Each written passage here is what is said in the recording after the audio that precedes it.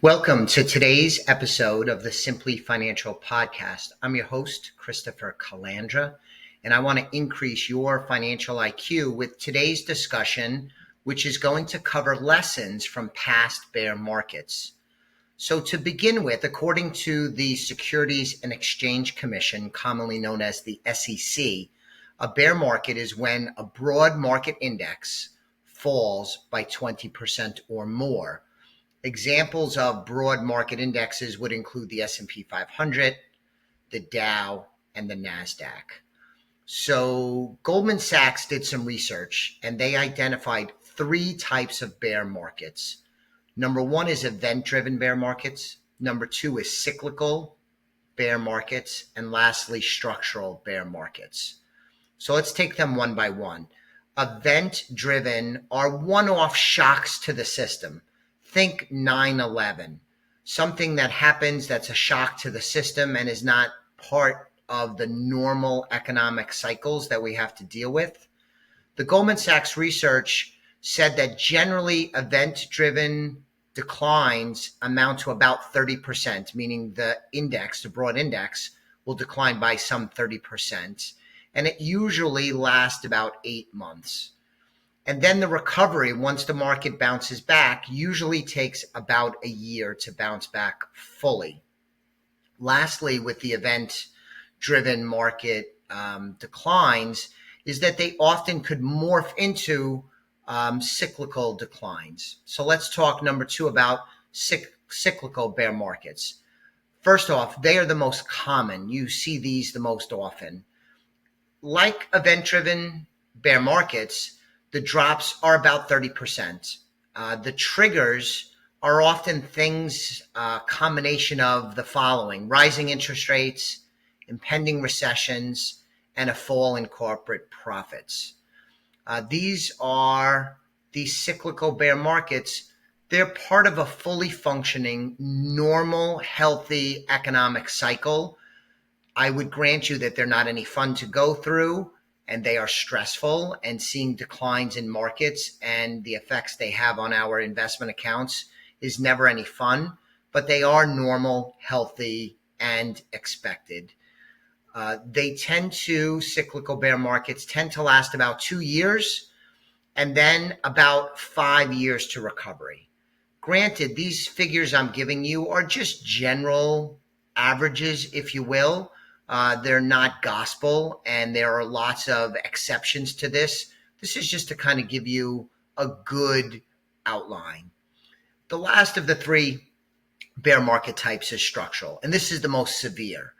They're tricky to identify, but they usually start and look like a cyclical bear market, but they morph from a cyclical to a more serious structural.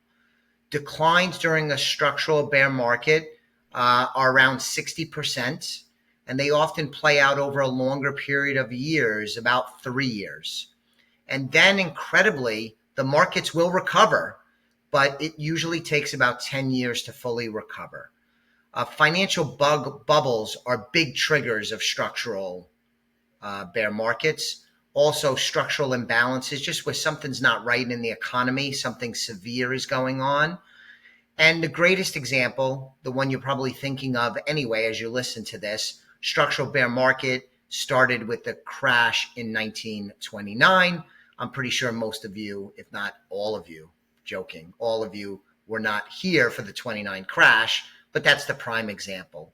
So Goldman Sachs gives us some great research, three types of bear markets: event, cyclical, and structure. When the markets have declines, what the team and I will do at Elliott Wealth Management when we're looking at the markets is to try and figure out what we're dealing with to help us determine how we want to react. Maybe we want to make changes, maybe we don't.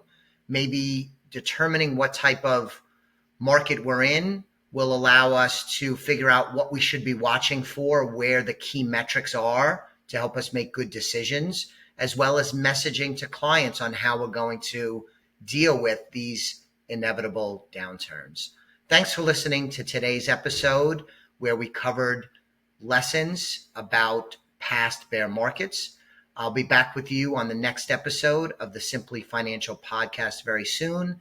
In the meanwhile, subscribe to the show. I would really appreciate that. Thanks again. The views expressed are not necessarily the opinion of Osaic Wealth, Inc., and should not be construed directly or indirectly as an offer to buy or sell any securities mentioned herein. Investing is subject to risks, including loss of principal invested. Past performance is not a guarantee of future results. No strategy can assure a profit nor protect against loss. Please note that individual situations can vary. Therefore, the information should be relied upon when coordinated with individual professional advice. Please note, the information being provided is strictly as a courtesy. When you link to any of the websites provided here, you are leaving this website. We make no representation as to the completeness or accuracy of information provided at these websites. Nor is the company liable for any direct or indirect technical or system issues or any consequences arising out of your access to or your use of third-party technologies, websites, information, and programs made available through this website.